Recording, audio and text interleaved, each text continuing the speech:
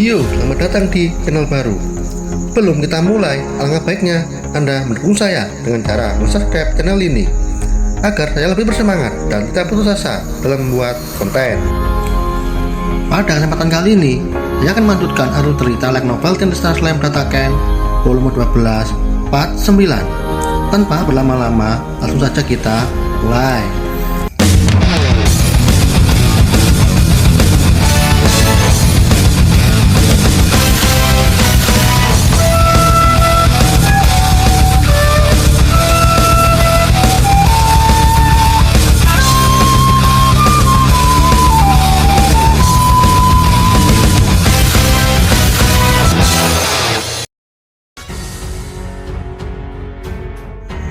Setelah Shion merekomendasikan pahlawan Masayuki, sontak Benimaru dan Rimuru berteriak, "Itu luar biasa!" Dengan itu, Rimuru menunjuk Masayuki sebagai Kapten Corps relawan. Rimuru tersenyum jahat walaupun tanpa persetujuan Masayuki. Rimuru bodoh amat. Masayuki yang ditunjuk sebagai Kapten Corps. Masayuki berkeringat dingin, kenapa harus aku? Untuk menghindari situasi seperti ini, Masayuki berbohong. Masayuki menjelaskan, "Saya sudah tidak bisa menggunakan unique skill yang terpilih. Berapa kali pun aku mencoba, hasilnya tetap gagal. Lalu jangan berharap terlalu banyak kepadaku." Rimuru berkata, "Masayuki-kun, tidak ada jalan lain untuk melarikan diri." Menatap Masayuki, Rimuru teringat dengan Leon. Leon adalah kebalikan dari Masayuki. Apapun yang Leon lakukan, itu akan berdampak buruk kepada Leon. Sedangkan Masayuki, melakukan atau tidak melakukan, hasilnya tetap sama. Dia yang terbaik di mata semua orang. Dengan itu diputuskan 20.000 pasukan relawan dipimpin Masayuki. Rimuru berpikir, dengan unik skillnya, Rimuru pasti yakin para relawan pasti akan sangat senang dengan pahlawan Masayuki sebagai kaptennya. Jadi Tempest dengan pasukan sayap kanan 52.000 pasukan, sedangkan sayap kiri memiliki 50.000 pasukan. Jika jumlah totalnya 100.000 pasukan. Bisa mengalahkan kekaisaran timur atau apa tidak, kita jangan panik, karena kita masih punya 150.000 pasukan cadangan di barat. Rimuru dengar, Testarossa sudah mengancam semua anggota Dewan Barat. Karena itu Dewan Barat harus patuh. Mau tidak mau Dewan Barat harus bekerja sama. Terlebih lagi Tempest punya keuntungan sebagai tuan rumah, ditambah Veldora yang berada di sisi kita. Raja Iblis Leon Luminas Milin juga sudah siap untuk membantu. Sebagai Katut Truth, Black Number di bawah kendali Diablo sudah siap menggila di medan pertempuran.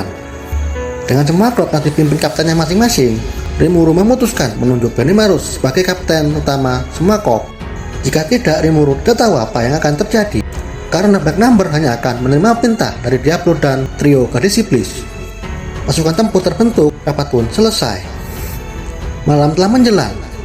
Di sebuah kamar, Rimuru berpikir tentang Ki Crimson dan Kekaisaran Timur. Rimuru tidak peduli dengan permainan mereka. "Aku seorang raja iblis, siapapun yang menggangguku, mereka tidak pantas berada di dunia ini." Di sisi lain diperlihatkan Kekaisaran Timur yang sibuk menyiapkan invasi. Persiapan berjalan lancar. Jadi Kekaisaran Timur sudah lama dengan cermat menyiapkan invasi besar-besaran. Jadi di dunia Tensura, Kekaisaran Timur satu-satunya negara yang paling tua. Dulu Kekaisaran Timur lebih dikenal sebagai Nasda Namrium Umeria. Timur dibangun sejak 2000 tahun yang lalu. Sedangkan Nasda adalah negara kecil yang merebut negara-negara besar seperti Kerajaan Sihir Namrium dan pasukan Timur Umeria. Keberhasilan Nasda merebut dua negara itu melahirkan Kekaisaran Timur yang saat ini. Kekuatan militer yang luar biasa merupakan hasil fondasi yang dibangun selama 2000 tahun di bawah kendali Kaisar Rudra. Sejak saat itu Kekaisaran Timur tumbuh sangat kuat. Rudra bisa digambarkan sebagai orang absolut, lahir dari keturunan murni para penguasa. Semuanya mewarisi nama Rudra. Filosofi inti yang membentuk militer cukup kuat, karena bagi Rudra, kekuatan kekuasaan adalah segalanya. Kekaisaran Timur memiliki sistem khusus yang memungkinkan seseorang naik pangkat jika memiliki kekuatan yang cukup untuk evolusi. Dulu Kekaisaran Timur punya tragedi yang mengerikan. Rumor dari warga Kekaisaran Timur 350 tahun yang lalu, Kekaisaran Timur punya upaya menaklukkan ke badai Veldora. Namun upayanya gagal dan akibatnya sebuah kota besar hancur rata dengan tanah. Dan itu alasan Kekaisaran Timur belum melakukan invasi sampai saat ini. merasa belum punya kekuatan untuk menaklukkan hutan Jura, pada saat itulah Kekaisaran Timur membentuk kesatuan yang benar-benar kuat. Karena jika ingin menginvasi Barat, pertama harus menaklukkan hutan Jura. Saat ini militer Kekaisaran Timur dibagi menjadi 3 kop. Yang pertama, kop lapis baja, pasukan modifikasi modern yang dibuat oleh teknisi lapis baja, persenjataan berat seperti tank dan kapal udara. Yang kedua, binatang ajaib. Binatang ajaib pasukan yang terdiri dari segala jenis binatang ajaib yang ditangkap oleh Kekaisaran Timur dari berbagai wilayah lalu dimanipulasi sebagai militer. Yang ketiga, kop campuran yang berisi sebuah wadah pasukan mekanis yang gagal dan monster buas. Kop 3 mengandalkan individu dan tak cocok untuk pasukan berkelompok. Perbedaan Barat dan Timur, Barat lebih condong ke pedang dan sihir, sedangkan Timur sihir dan sains. Di Timur, dunia lain lebih berperan besar dibanding dunia Tensura. Seseorang telah melihat potensi pengetahuan yang dibawa dari dunia lain. Dia seorang Akmage, Gadra Pak Tua yang energik. Berkat Gadra tidak hanya sihir, tapi juga sains yang didapat Kekaisaran Timur. Gadra seorang ahli sihir, setiap dia ingin mati, dia akan menciptakan seni mistik, inkarnasi yang mengunturkan umurnya. Kekuatan inilah yang membuat Gadra memungkinkan dirinya mempelajari dunia lain. Terlepas dari 3 kop, ada kelompok khusus yang melindungi Rudra. Kelompok ini terdiri dari 100 orang yang disebut Ksatria Kekaisaran Timur, kelompok elit dari dunia Tensura dan dunia lain.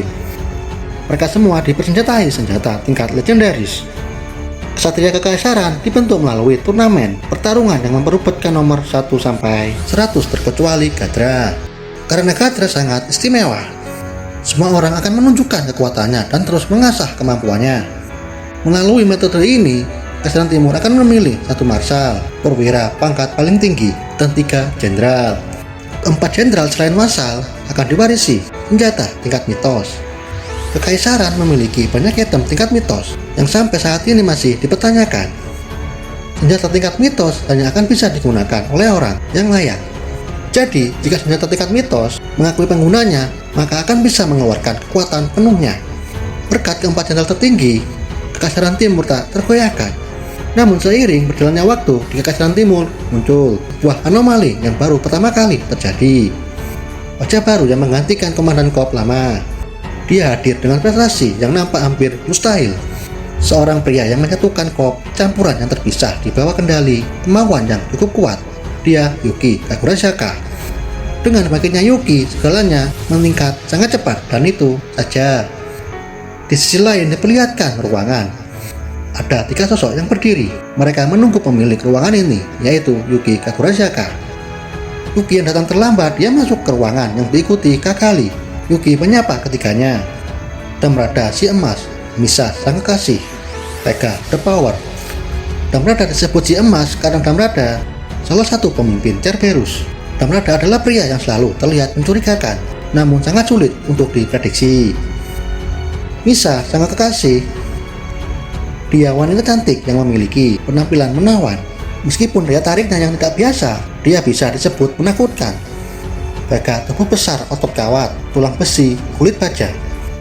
Walaupun Vega bodoh, tapi dia pemimpin Cerberus. 3 orang menyapa tuannya, Yuki Kakurasaka. Ucapan selamat terdengar telah menjadi komandan kop Kekaisaran Timur dan Anda juga luar biasa bisa lolos dari Raja Besar kuat Ki Crimson. Walaupun ikut mengucap selamat, Vega terlihat sangat tidak senang. Yuki membalas sapaan mereka. Semua ini berkat rekomendasi Damrada dan Master Gadra. Setelah beberapa percakapan, Yuki mengalihkan ke masalah utama. Yuki meminta laporan kepada Kakali tentang pergerakan Raja Iblis Rimuru. Kakali berbicara. Informasi yang didapat dari Asosiasi Kebebasan, negara barat sepenuhnya berada di bawah kendali Raja Iblis Rimuru. Mereka telah menyiapkan pasukan yang sangat mengerikan sebagai ganti balasan jika terjadi invasi dari Kekaisaran Timur. Selain itu, ibu kota Tempest sering terjadi menambahkan fenomena yang luar biasa. 20.000 pasukan telah dikerahkan ke kota kecil Ket Amel yang berbatasan dengan sungai. Mereka telah memperlebar pertahanan mereka menggunakan sesuatu yang aneh. Namanya Magic Train. Dengan itu, mereka bisa mengirim perbekalan pertarungan jangka panjang. Terlebih lagi, kerajaan Varmenas sekarang maju dengan pesat. Bahkan mereka mampu melawan Kekaisaran Timur sendirian. Dan jika ditambah barat, itu akan semakin mengerikan. Yuki berkata, sepertinya Rimuru-san telah menerima kekejaman ini. Namun kepribadiannya masih lembut seperti biasanya. Itu sebabnya dia ingin memukul mundur ke jalan timur hanya dengan kekuatan elitnya sendiri. Terlebih lagi bagi Yuki, bahwa Rimuru-san, dia luar biasa naif dan luar biasa kuat. Bahkan aku sampai saat ini tidak tahu apa yang bisa dilakukan Rimuru-san dan apa yang tidak bisa dia lakukan. Yuki meminta Kagali untuk melanjutkan. Dan terima kasih sudah menonton.